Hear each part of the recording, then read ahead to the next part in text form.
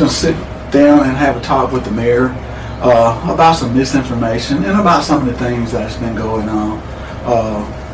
It's election time, and I know there's a lot of misinformation out there.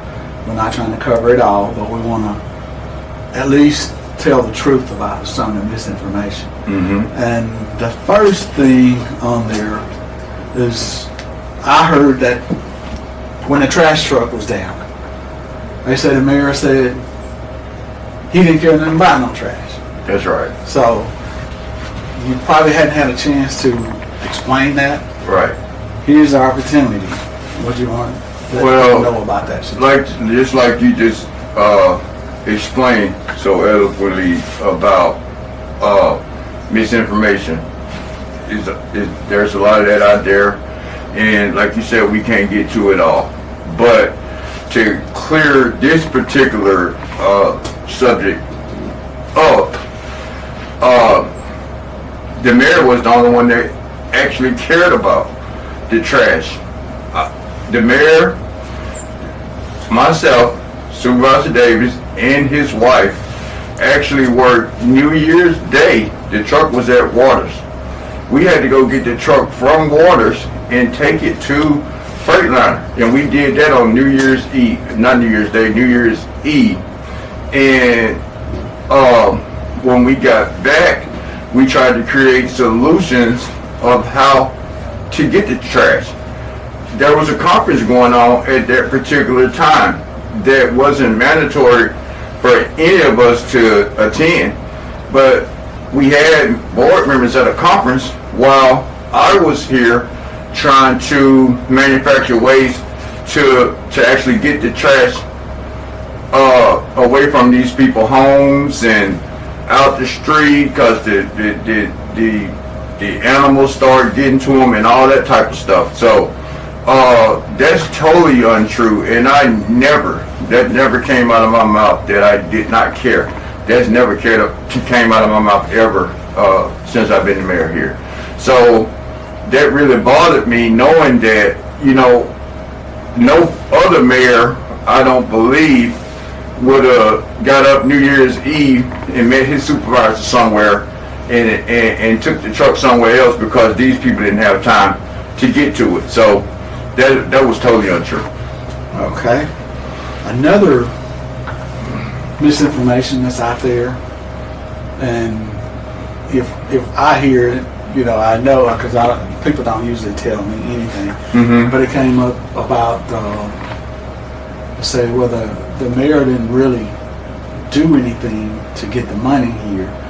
That was already done. It was already in process. Right. Okay, but I know that before you ran, we sit down and we talked, and you said, well, I got some people that I have met during my time in Jackson at the VA and as a recruiter, that I've met some people that I know can help us. Right. So you want to explain that a little bit? Well, yeah. First of all, we created a brochure. Jennifer Guy, myself, and yourself. We all created a brochure, and we explained everything. We created a comprehensive plan of how we was going to attack this situation, because we knew that the situation wasn't good. We've never badmouthed anybody. I've never complained about this situation because we had a plan. Well, the plan was kind of derailed from the start, because as soon as I took office, the town of Brooksville was on the verge of being fined $25,000 a day. So we had to correct that, and that kind of stalled our plans to go to Washington. But the letters that was created by myself, and along with some help from Wagner Engineering, and I wouldn't have took nobody else's letters nowhere with me, because I'm just like that, and all 3 letters, all 5 pages of each letter to the congressman and 2 senators was created by our team. and I knew Congressman Guest as when I was a recruiter because he was actually the DA in Rankin County at the time. So I had some correspondence with him. I knew Senator Wicker he's an Air Force veteran, and at the time I was a recruiter. So in Pearl, Mississippi, we used to meet over at times when he was here at Greg Harper's office. That was a congressman at that particular time. I had met Senator Hyde Smith. She wasn't a senator yet until I guess the senator went out and they placed her there.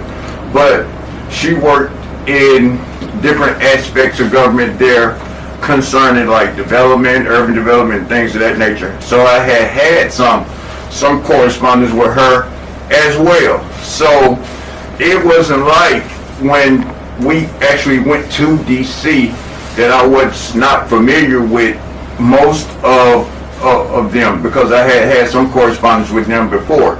But to say, for anybody to say that there were letters up there, there was letters left up there, that is totally bogus, because to say that after being up there for that period of time, why wouldn't you just take the letters and go to DC with them? You know, we were the ones that had the plans to go to DC. We were the first to actually make it there. So, you know, and we should have gone back already, actually, because we never went to say, hey, we appreciate the money that was donated or appropriated to the town of Brooksville. Okay. Another thing that I think there's a lot of misinformation out there about, and I'm going to start it out this way. Do you think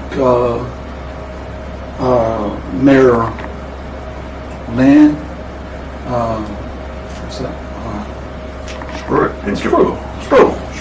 The name Lynn Spruill, Mayor Bobo, Mayor Gaskin, or even our local mayors here in Knoxville County, Macon and Sugarloaf, if while attending state business or city business, trying to take care of business and bring money into the town, and they needed to postpone a meeting for 24 hours, do you think their board would have went on and had the meeting anyway? I don't believe so, because people get a misconception of the powers of the office of mayor because this is a smaller town. But 98% of, I think with the exception of Greenwood or Greenville, South Haven and Jackson, we are under this system, and it's called a strong board, weak mayor system. No mayor is weak. It just means that you are only as strong as your board allows you to be as far as legislative voting and things of that nature. But most of the time, that the last couple of times that I have asked that the meeting be postponed for 24 hours, I was on city business, like I'm usually always on city business here. You know, and I sent word an ample amount of time to have the meeting moved 24 hours. They went on, this board went on, and defied I'm not going to even say orders. I'm going to say that the powers of the office of mayor, and went on and had the meetings anyway. Now, I don't believe that the board in Starksville or Columbus or West Point or Crawford would have done that. I believe that they would have respected their mayors enough, and to know that if I say I'm on city business, now they could easily be on city business too, if that's what they wish to do. But I have done this twice, and both times after doing this, I look up and I see a video of them having a meeting. You know, and that's the type of stuff that I'm talking about here now. If I would have the next day executed those executive powers that this office had, then the people would have been like, oh, why the mayor do this? Why the mayor do that? Well, why did they do what they did? And that is the thing in this town. I wish I was a rapper or a mixer, because all you hear is the mayor, the mayor, the mayor. If it's just the mayor, what's the need for anybody else? But if I send word to postpone, and I can do that because I am working. It's not like I was in the hospital for 5 or 6 days or anything like that. We could just recess, have the recess meeting for 24 hours until I can get back, because a lot of stuff that's spilled in those meetings, I need to be there myself to counteract what these people are saying. Half of the stuff they talk about 2023 and 2022 and all of these things, I truly don't know, but we can find out, and I can be there and tell them that. But since they go ahead and overrule what the mayor says and have a meeting anyway, that's the type of stuff that I deal with here. And it's always going to be a situation where they try to turn it the other way, and oh, he's just not here because. But I'm always working for the town of Brooksville. Everybody knows it, and that's misinformation.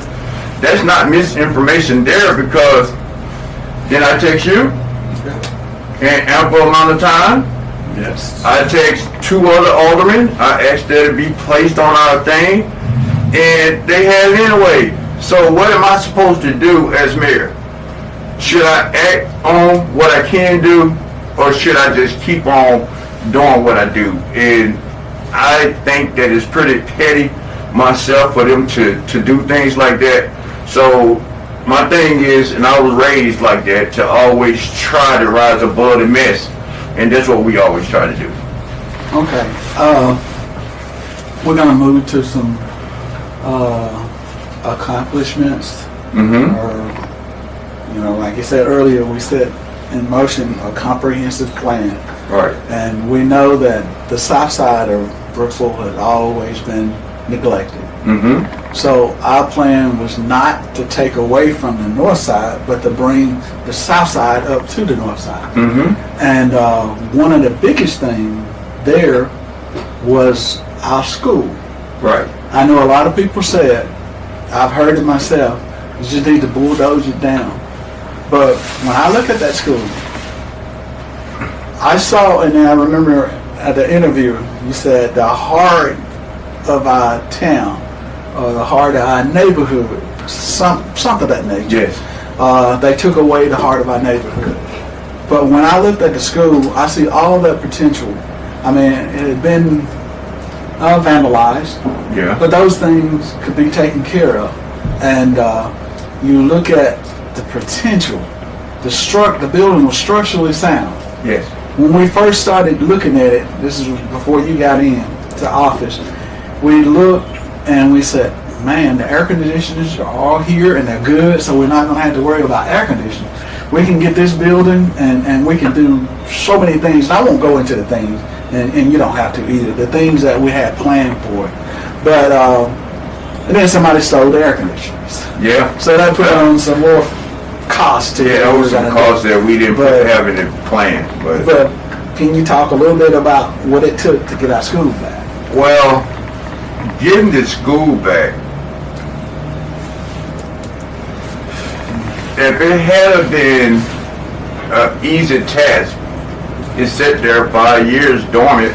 Nobody, if they tried to get it back, I guess their methods didn't work. But I am actually going to say you had no idea that I was going to ever try to come back home to run for office. Because I'm not political, you're not political, but we just saw where our town needed some work. And when I talked to you about the school, I said, when the school shut down, they took away the heartbeat of this town. Because we were all educated at that school. And then now as soon as they put Virgil Jones' name on this school, it goes away. And I took that personally, and you did too. So what we did, we took the business plan. We took the business plan that was established. We presented the business plan to Superintendent Cole, and we went to a series of about 10 or 11 meetings, and we dealt with his attorneys, we dealt with financial officers, we dealt with a whole lot of different staff in getting this school back. The business plan, they loved it. They loved the business plan. They loved what we both had in there as far as, revenue builders in sports, other sports besides football, basketball, and baseball. We had other things in there that other kids may want to do, higher learning, tutoring. Hey, we had in there that I would even volunteer my time to tutor if that's what we needed to do. So it was very tough getting that school back. At the last possible minute, somebody threw an offer in there of, I think it was about $190,000 that they wanted to offer for the school. But Dr. Cole, he was a man of his word, and we were sitting right there in their yard. I was leaning on the truck on one side, you was leaning on the other side. We got a phone call, said come down here, we got the letter, y'all got the school back in the possession of the town of Brooks. And now, once we got the school back, all of a sudden, everybody has a vested interest in the school, and that's the game. The gains that we've gained, they won't. And they are doing everything and trying every tactic in the book to try to say that, hey, we got the school, or whatever the case may be. But let me tell you about looking into this camera, that it took a lot of hard work to get that school back. And if anybody could have done it, they would have done it way before the 5 years they sat there being vandalized and all that. Then we had to go and partner with the early college students, United Way, Ford County. All these other people came in here, and we was there every weekend, keeping that school clean, along with about 4 or 5 other citizens here in the town of Brooksville. So, yes, we got the school back, and there was no other entity involved in that other than the superintendent of education and Attorney Quinn, and I can't remember what the finance lady's name, but they were very instrumental in giving us that school back. Okay, Mayor, the next thing is the lagoon. So tell us a little bit about what happened, how we get our lagoon back in order. Well, as I've stated before, at the inception of this administration, we were on the verge of being fined $25,000 a day. At the lagoon, some of the water was running off into somebody else's yard. The guy had cows and all that. There was only one aerator running out there. Aerators are the things that keep the water circulating to keep this town from smelling. So the guys that I saw an opportunity to assemble some guys that really made a difference and are still making a difference in the town of Brooksville, and that's Dedrick Stevenson, Anthony Little, and Ernest Wells. And they brought that lagoon back up to a level 5. They can actually call DEQ, like I always say. I was right there when these guys brought that thing back up, and they constantly working on it, taking samples, making sure the aerators are running, putting belts on motors and all that type of stuff out there. These guys have been very instrumental in keeping that stuff up and running and keeping this water clean and safe and things of that nature. Okay, you spoke on water. People always, there was some doubts about the cleanliness of the water and the drinkability of the water. Mm-hmm. So tell us a little bit about that. Okay. Again, all of this stuff is about networking, partnership, friendships, and all that type of stuff. We saw an opportunity to partner with this company called American Tank Company. Well, American Tank Company came down and evaluated the tank. Okay. So they said that, hey, if you partner with us, you can pay us every month, and things of that nature. At that time, we had gotten $266,000 in ARC funds that was supposed to come out of to continue and hand American Tank Company. But we got the tank painted for the first time. That guy said he ain't known maybe 100 years. Not only that, we had pictures of how infested the tank was on the inside. Well, they went in and they cleaned the inside, making your drinking water, I drink the water out of the faucet, making it safe. Now, all of this stuff is verifiable. It was painted, the town of Brooks, they painted the entire tank. Not only that, I partnered with some other companies, and this company came and it put a system, a 21st century system that I had seen in other towns myself, in which if the tank gets too high or it goes too low, that all of us, meaning the leadership, would get a text message to our phones. But more importantly, the Dietrich Stevenson, who is our water operator, he'll get that message too. And before you know that there's a problem, it's already fixed.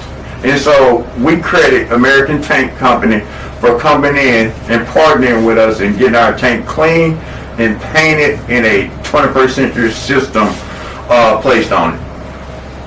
Okay.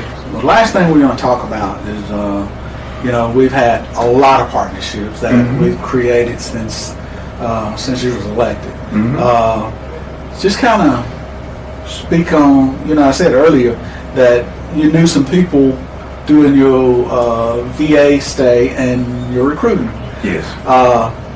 So kind of tell us a little bit about some of the partnerships that we have created to help bring this town up. Okay. Well, first we created a partnership with Wagner Engineering Company. Well, Wagner was when I was a Army recruiter, they were down south doing stuff, and I used to see them, but I never thought I was going to be doing anything like that. But when we came into office, we brought Wagner on, and that was one of the best moves we've made, because they actually are the ones that took us to DC, did a lot of partner with helping me construct letters and things like that. They came in, they did a lot of stuff pro bono, meaning they did it for free, and because the town couldn't afford it at the time. There was a lot of misinformation out on that as well, but they showed where they did a lot of pro bono work. And Wagner is still a great partner of the town of Brooksville, and they are instrumental, or have been very instrumental, in securing this EPA stack that's $2.5 million that's right now, and I think with the last things that we just did is going to be available soon. We partnered with Emmanuel. Emmanuel is a lobbyist. Everybody know what a lobbyist is. That's somebody that can be and talk to important people when we can't be in the building with them. And that was a great move as well, because he has been very instrumental in securing more money for our school and helping to facilitate in what we had to turn over to him in administrative duties or rights and complete modules. See, there are things that the federal government have you to do that we're not in control of. But all those modules are complete and ready to start, being submitted to do repairs on homes and whatever else our downtown, because we got that $2 million for dilapidated housing And downtown restoration, we partner with Mississippi State engineering students. We ask them to come here and try to help, along with our engineers, create a great design for downtown Brooksville. We have partnered with Mr. Bradley. Emmanuel was very instrumental in that. Mr. Bradley is a guy that's very successful. He has constructed schools. We have traveled there twice, and he is supposed to be coming here. We have partnered with Portia Epsy. She is the wife of Mike Epsy. She said that she was going to come here and she was going to do wheels and advanced directives for people for free. And the list goes on. So when they talk about partnerships and networking and friendships and all of these type of things, we already have those type of things in place, and they've been in place. You know, I think we should have been more instrumental in, like Senator Turner and Representative Mickey said about, you know, being televised and things of that nature. But when you're out here working from your heart for the people, you're not doing it for the show. I mean, I'm not concerned with the title. I'm concerned with the job. And that's not like most people. Most people just want the title, but they don't want the job. And in this town, you know, the mayor has been the one that has taken on things that most mayors don't have to take on. I didn't ask to take on these things, but I was willing to do it because this has positioned, the town of Brooksville is positioned to progress, succeed, and win. And it has come through a lot of hard work and dedication, up all night creating letters, and not to mention, we partner with Engineering Plus. And Engineering Plus and Falcon, they are about to start on our roads here in the next week or so. Who would have ever thought that in 3.5 years or 4 years that we would be saying that the town of Brooksville roads are about to be repaired? And that's what I was doing. I was down there, you know, trying to secure the other $500,000 for continued paving. And, you know, if I'm working, I can't be in two places at one time. But I would like to be at these meetings, when I say moving for 24 hours, but we've had several partnerships and friendships, partnerships that have turned into friendships. And you know, we're just afraid that, you know, we hope this train and momentum could keep on going. You know, Barack Obama said this. He said, I probably hadn't done everything yet, but I got the train on the tracks. It is moving.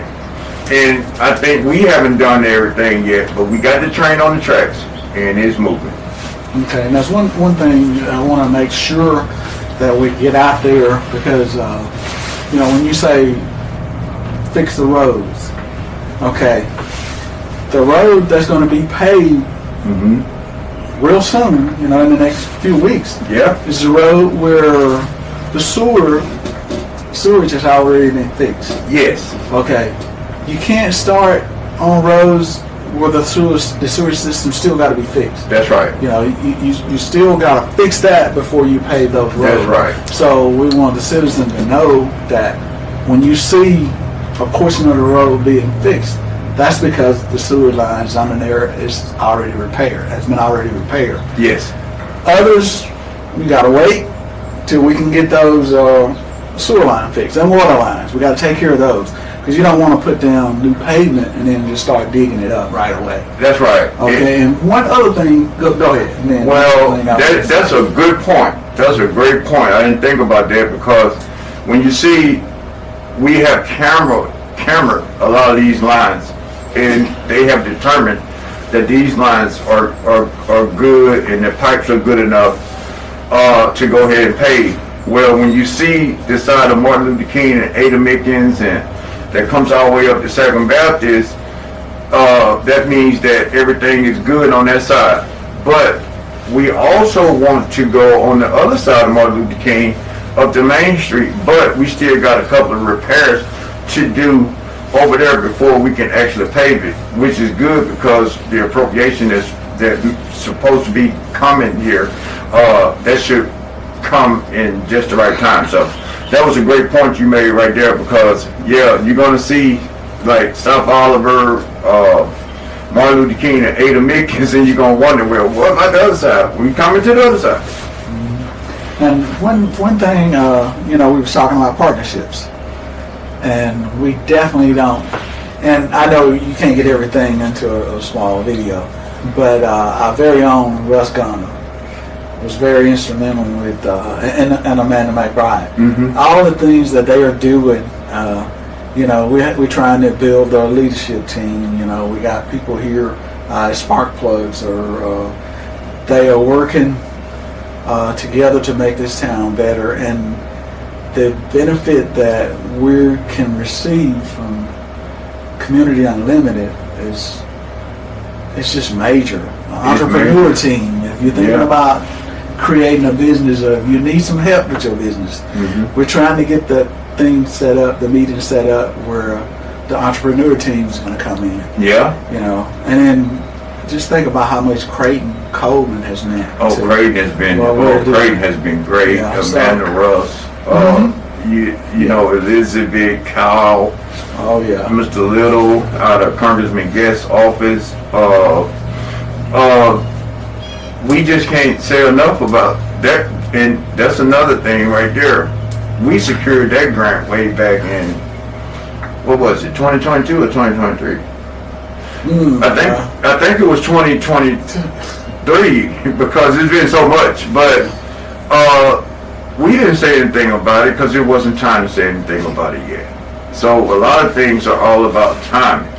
And Communities Unlimited, they have an environmental team, they have a leadership team, they have a entrepreneur team, and we are looking for people that are aspiring entrepreneurs to come in. I think she's trying to set up some, and you're supposed to be setting that up with her pretty soon. And she is working. Oh my God, she is working tirelessly. Every day I'm getting an email about something. Well, when can we do leadership? That's gonna be a good time, but that's good because people want to come in this town and make it better. And I can tell you, with the design that the Mississippi State Engineer Creighton was a part of that. The design that they're coming up with, I'm telling you, is going to be something to see. We're not building condos like what was said the other night, but we are repairing our downtown. Okay, I think it's time to kind of end this, but in an effort, this whole video is in an effort to kind of all the misinformation out there. Just wanted to correct a few things, to tell the truth.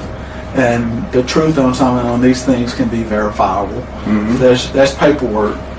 There's letters and stuff on my computer, and that the mayor has done, and they're sending to me and to print out. So there are a lot of things, a lot of misinformation that's still out there, and we're not trying to go through all of it, but we wanted to use this time to tell some truth.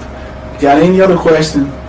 Feel free to ask, but we are right at the election time, and this election is vital. You make your choice, or who you want to continue to lead your city, or if you want a new person to lead your city. But just know that there's a lot of work that's going on every day. Last word, Mayor. Well, I'm going to say this right here. We would never do some of the things that's being done here because we are out actually working. All we can say is do your homework on what's really going on. Think about the times before us and the periods that I spent myself. Nobody will start a business with people that they don't know. So I was surrounded around people that I didn't know, that didn't have my best interests, and things of that nature. But you have to try to still push forward. There's been times when I just said, hey, look, let's get out of here. But, ain't no quit in us like that. So just keep watching this thing. We have had information to come this way too. Don't think we don't got information. We got information that we can be spewing out here, like people asking people to take pictures of the mayor and saying that I'll pay them to lie, or what's the other one? He's hanging out with you at your place, and that's what they say. We don't care what they say. I can hang out where I want to hang out at. I'm a grown man. Keep my name out of your mouth. Run your race. If the people vote for you, run on your merits of what you've done for the town of Brooksville. And if the people vote for you and you are elected to office, we will shake your hand and we will move on. But don't think that we can't be doing the same thing, but we just won't. And that's my final word. Okay, that's it. You heard from the mayor. That's it for today. All right. I had